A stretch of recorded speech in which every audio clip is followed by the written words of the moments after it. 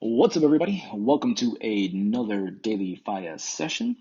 Today, we're actually going to be talking about death uh, for resilience, and I'm just going to get the Formosis. Gosh, this word. So this is actually a word that I just learned of today. Thank you to a guy named Ryan X. Charles. He's the creator of the money button. So just gonna bring that up for you there. So yeah, Ryan, he's also a pretty decent influencer in the Bitcoin Cash space, and he's one of the smartest guys in this space as well. He's also responsible for the creation of yours.org. And in a video recently, the video was actually talking about how to prevent a split in the Bitcoin Cash chain, because there's talks that there may be a split because there are these battles going on, just like how Bitcoin split between BTC and BCH.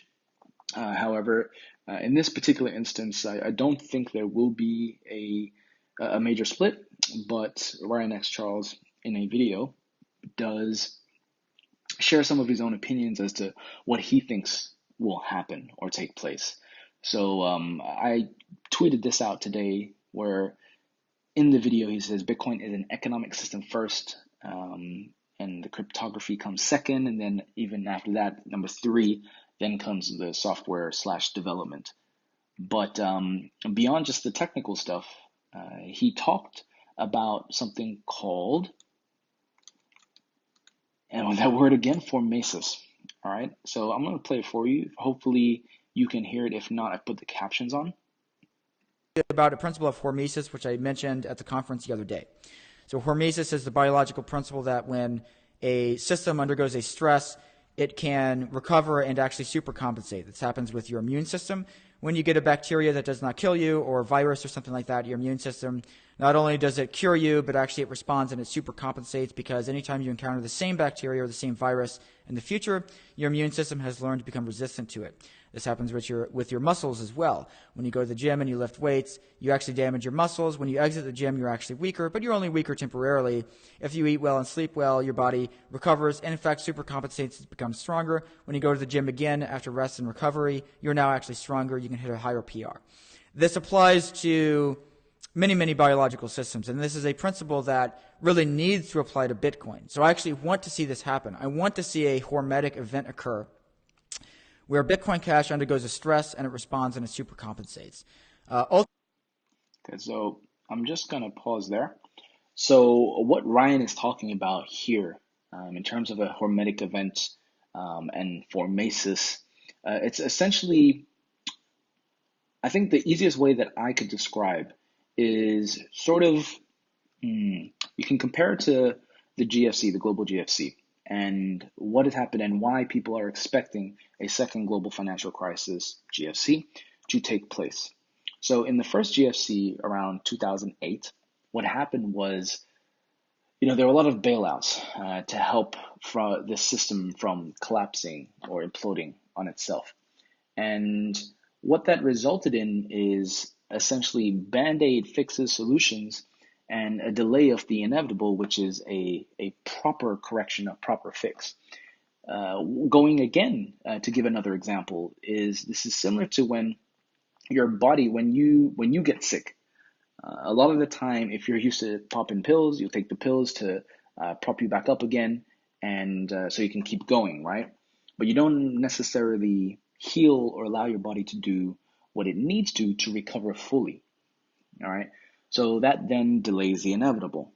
And when it comes to Formosis, like Ryan is talking about here, he's talking about sort of allowing things. Now, death might be a little bit extreme, but allowing things to go through that stress. He gives the examples of like when you go to a gym, you work out, you kind of break the muscles, but they come back stronger, and they grow stronger as a result of the stress that's put on it. And I was thinking about this in terms of the West and how the West deals with death in general. So I've got part Polynesian background, and I would have to say that most of my relatives in Fiji and in the islands are very good at handling death most of the time. When it comes to funerals and things, they know how to just let it out fully, right? Whereas in the West, sometimes, and it depends on different communities and religions, but for the most part, death is something that obviously nobody looks forward to, but it's something that you can just be, hmm, everybody just stays quiet about it, keeps it to themselves, very individualistic. Whereas places in the islands, they are really good examples for me personally of how to deal and allow for the natural cycles of life to take place, and to allow for full breathing, to allow for full things to take its natural course. And so in Formosis, the same applies to Bitcoin, according to Ryan, and also according to how Bitcoin should be seen if it is seen as an economic system first. So with the upcoming Bitcoin hash battle, this is as intended for in Satoshi's version of Bitcoin, as per the white paper and readings. They're looking for a hash battle to occur, stress out the system, but it becomes stronger and resilient as a result. So I just thought it very interesting that that also is a theme around most of us in life too, as to how we go and deal with things. And because I deal with communities, resilience is actually a really interesting part of what I've been analyzing or looking at. Because there's a lot of community professionals who have been trying to find a way to quantitatively measure community. Like, is it sense of community, community health? What actually defines success or ROI and those sort of things in a professional community? Now, a lot of people who aren't familiar with sort of the rise of community management in general as a profession, why is it becoming an actual profession? Isn't that something that should just be normal or standard? Case in point, I remember trying to explain my job to someone back home in Fiji, and or one of my homes, and when I said I was a community manager, like, why do you get paid for that? I mean, it's really interesting because, is it a reflection of where we are at societally? Why do we need to have formal training around something that used to be taken as the norm? You think about civic communities or local communities, like that's just stuff that just happens, right? Shouldn't need formal training on that. Yet, some studies have also been shown recently.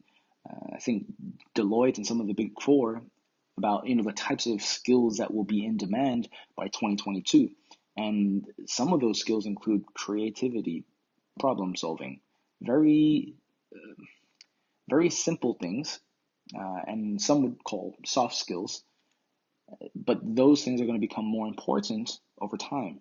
I think it was Jack Ma too, in one of his speeches, he was talking about, we've gone through the information age where it's all about knowledge. He believes that the next phase will be about wisdom, creativity, because if jobs and automation are overtaking a whole bunch of areas, then what is left for humanity? Now, to be fair, humanity has gone through this kind of cycle where we're like, new technology comes in, it's like, oh, what are we going to do after that? New jobs are going to be created, in my opinion.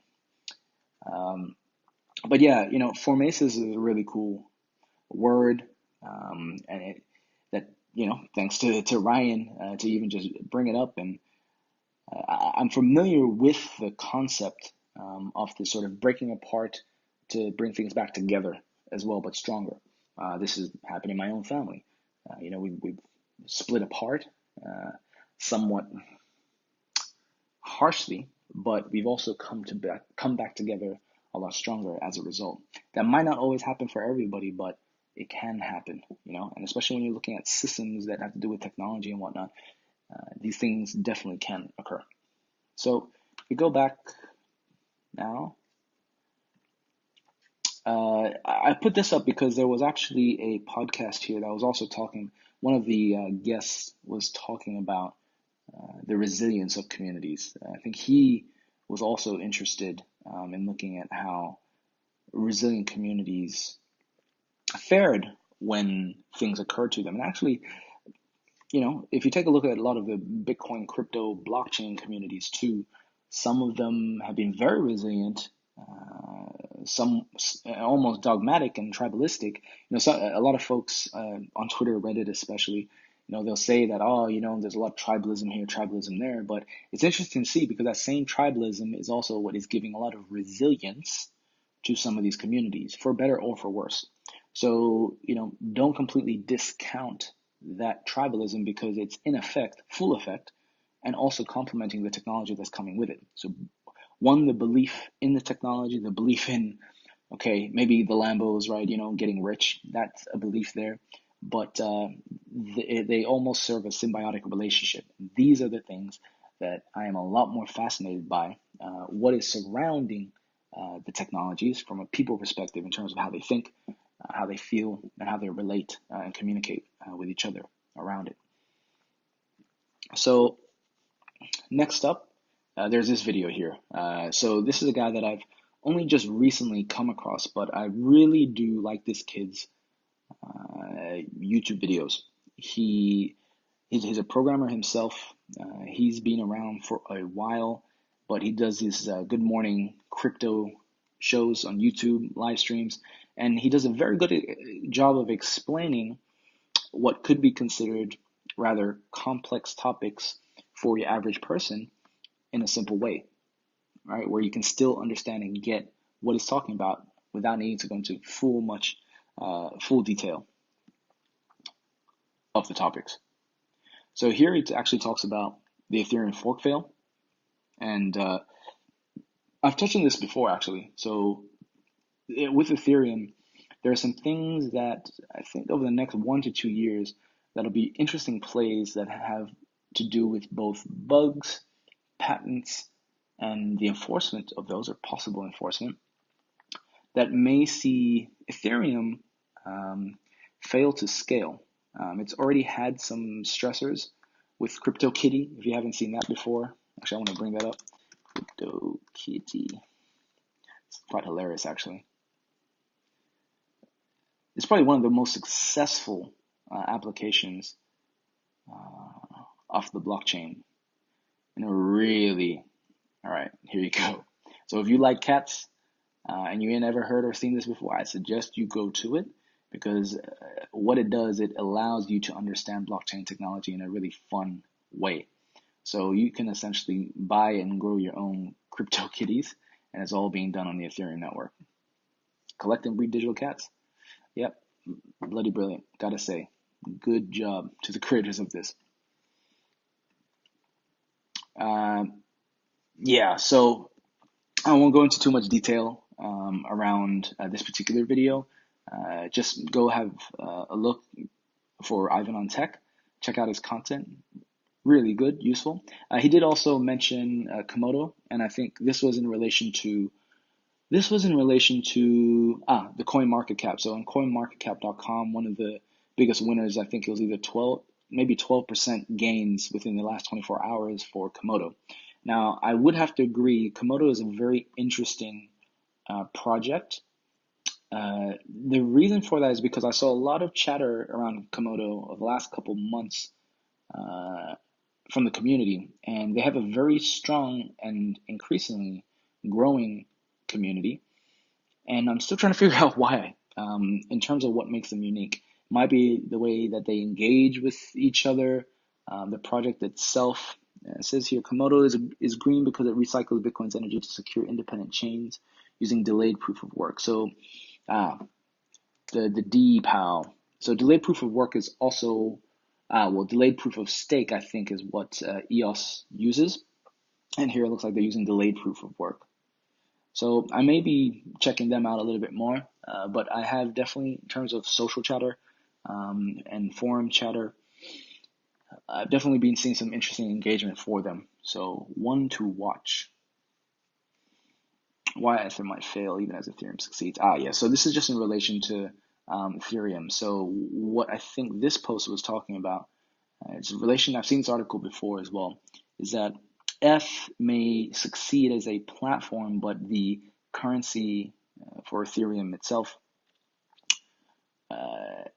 may not succeed, right? So its price may go down, but its actual use cases may increase, according to Tiffany Thomas. And then that would definitely be an interesting one to see, because you think that if with more utility, more value, so more people would be investing. But time will tell to see what happens. And this might relate to some of the bugs that are in existence, and some of the scaling issues. Cliff High. So predictive linguistics. One of the things that I'm really fascinated by is sort of the sociology, the psychology, and just once again the people side to blockchain tech. Cliff High has his web bot, and I've talked about him before in quite a few of my own crypto videos from the past. And the reason why I like his work is because he's looking at language across the web, and he has been able to make some really solid predictions around what's coming up in the future based on his web bot, right? And based on literally just words across the web. So he'll find patterns, he tweaks the algorithms, and he puts out these reports on his website, which I believe is called Half Past Human, correct? You can purchase using crypto, which I find very, very useful. Now, the website, don't judge him. It looks like it's something out of the 90s, but his content is good, in my opinion. So I actually use a combination of what he does and various other sources to sort of make my own conclusions about what's taking place, what's happening. Another thing, Tether. So if you're not familiar with Tether, they essentially exist to provide stability to Bitcoin. They are, in my opinion, there's a lot of shadiness around their story of how they came to be and also what they're doing. They're supposed to provide essentially a dollar-to-dollar backing so that it can be pegged, right, for Bitcoin. This is probably similar to how when fiat currency, say the US dollar, fiat currency was created, they used gold as a means to peg the new currency, so probably to provide some stability. But then it went unpegged, but that also caused a whole bunch of other issues. So I think Tether is providing that so that there's some sort of real world peg for Bitcoin as it's finding its way in its groove. But there's been some issues recently whereby I think now Tether is not actually one for one. It dropped recently from its $1 unit. So we're going to see what's happening there. There's an interesting account called Bitfinex. Bitfinex, yeah. Very controversial account. Yeah, Bitfinex. So yeah, have a look at them if you get a chance. All right, so I'm actually gonna 5 tips. All right, so here, I'm actually going to just share with you a few tools, not all related to crypto, but things that I found. And one is CoinTracker. CoinTracker, I think it's cointracker.io. This is really useful. So I've recently connected some of my accounts that I was using for trading crypto. And what it does, it allows you to calculate your taxes, because I was having a fit when I realized that I needed to go back and track all my transactions for all my trades, because I was using a bot to actually do all the trades. And what this does is it takes all of those transactions and figures out your taxes for you. So when it comes time to tax time at the end of the year, you can present it. Now, this is a very interesting thing because a lot of folks go like, why would you want to provide your private keys to these third-party softwares? It's bringing in a middleman and trusted third party again. Well, once again, the reason why there are third parties is because there are certain services that you just want handled. All right. I know we can all do our own thing. We can all be self-sufficient, but some of the practicals of like business and working in our world is that trust is still a very important thing, right? I mean, even the whole Bitcoin system itself is around trust, as well and dealing with it. How do you trust in a system itself to take out, some of the traditional middlemen? So anyways, I've used this. It's already calculated my tax requirements for a lot of my crypto trades, and I'll be using that for my next tax time. Luckily, I've already been putting an amount aside for a lot of the transactions, and thank God for that. All right, so that's Coin Tracker. Really handy, really useful. Now I'll keep this for after. Okay, so this is from a friend of mine from the previous company I was working for. I did not know this, that you can actually use emojis in your Google search to actually track or find out phone numbers. And I'm probably assuming that this is doing, so it's going to find that emoji for on any public website and then find the corresponding number for it. So if you haven't tried it, I suggest you do. Another one too that I did not know about on YouTube. All right, so this is for all you folks who are marketers, growth hackers, community managers, but YouTube. All right, you can actually hide your subscriber counts. I didn't even know that. Now I do. All right, this is really good if you kind of don't want people to be focusing on the how many subscriber aspects you have. I think at the beginning, as you're building up, you might want to hide it, and then once you hit a significant amount of subscribers, then you can show it. It's really up to you, but having this feature there, be interesting how you utilize it, how you use it. All right, so just switch up. So yeah, this bit here, corporations fail to deliver on blockchain hype and scalability. So in this particular article, I had this conversation with quite a few folks as well in the blockchain space. And those not even in the blockchain space or might have just dabbled in it. I think there are a lot of folks who think that blockchain, even just the use of the word blockchain, is overhyped, just like people who have used Bitcoin in the past have overhyped it. Yes and no. So I do think that crypto, blockchain, Bitcoin all have been overused, overhyped. However, I do think the underlying distributed ledger technology, blockchain, is something that is here to stay. Crypto is here to stay. But because it's so early, we do not know who will come out the victors in the long run. And when I say long run, I'm talking about the next 5, 10, 20 years. All right, because it takes about 30 years for big changes to make its way across the world. And we're already 10 years in with Bitcoin, and we got about 20 more years to really see any decent adoption globally. We're less than 4% right now. So yeah, corporations fail to deliver on blockchain hype, scalability, top concern. There's still issues around scalability. In terms of scalability, I will say keep an eye on Bitcoin Cash. They recently did a stress test on the main network, on the main chain, not too long ago, and we had the first biggest block mined ever, and I think it was about 23.1 megabytes. And it just proved that, and fees were maintained at a very low level, which proved that when it comes to Bitcoin BTC, we really didn't need to have any concerns around, I guess the uncapped aspect, right, or increasing the limit. Because if you're not familiar or aware, Bitcoin BTC is capped artificially at 1 megabyte by choice. Bitcoin Cash BCH, it is not. If you're new to this, you might know that I am a supporter of the Bitcoin Cash blockchain, but I have my reasons for it. But I still show and share love for a lot of the other coins, because actually there's quite a lot of interesting app developments taking place. As an example, on the EOS, Neo, there's a lot of really cool applications being created right now.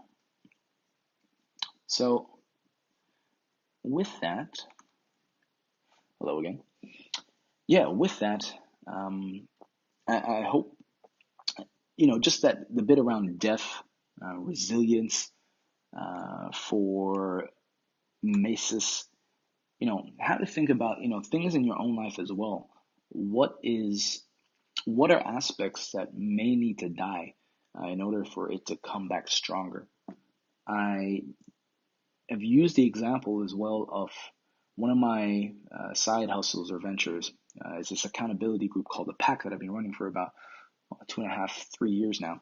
And that took a life on its own because I was just solving a problem of my own when I was looking for a new job. And about 2.5 years in, I remember I was like, man, this is really taking up a lot of energy. I think I need to shut this down. And I actually decided to, but I still told the community that I'm shutting this down now, but there's still the possibility that we might bring it all back, but in a renewed fashion or maybe rebranded something of the sort. And so, we ended up having, celebration, like going out sessions and, thanking each other, being grateful. And yeah, kind of closing that first chapter off. And then what do you know? About 3 months later, I had this surge of energy. People were inquiring about this group, the Pack, again. And I was like, where did this come from? But it was from allowing the business to die, but still knowing and having the intention of, it coming back.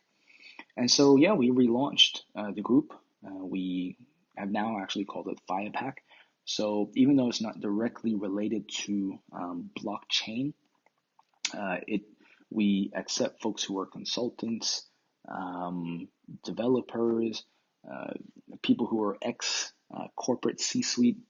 We have them in the community, and it's really there just for people who want accountability for any goal that they may have.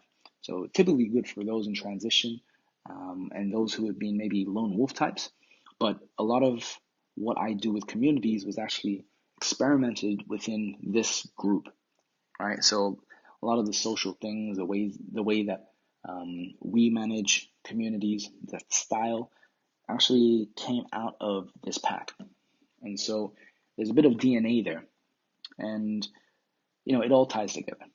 So with that, business update. So with Faiā itself, uh, we recently secured our first official client. All right, we are in the process of incorporating in Singapore, and yeah, next month I'll be moving to Singapore. So if anybody is in Singapore right now or heading there, you will have somebody there to take you around, or maybe you can show me around because I'll be new.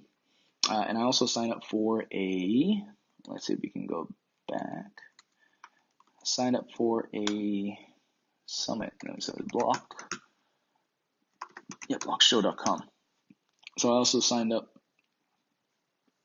Hey, why did you take me there? For this particular event. So literally, I think 1 or 2 days after I land in Singapore, I'll be going straight to this. And this really is just so that I can get a feel for what's happening in Singapore, get further immersed into the blockchain space beyond just Bitcoin Cash. Over the last 6, 7, 8 months, I've actually been moving outside of the Bitcoin space, just because it's good to actually have that variety and see what others are doing, even if you've already made up your mind about what you believe in or what you support. Um, it's kind of the Faiā way. And when I say that, Faiā, if you're not familiar, the way that it's written, it's originally a Samoan word, and Faiā actually means to span two divides. So harmonize, bridge gaps, bring together. And so it's important for me and our team to always be learning and always be looking at different perspectives, different views, so that you can be more informed yourself. It is great to have a strength and conviction, but also be very wary of ever thinking that you do know it all, because there's always things to be learned. And with that, remember, through patience and persistence, it will come.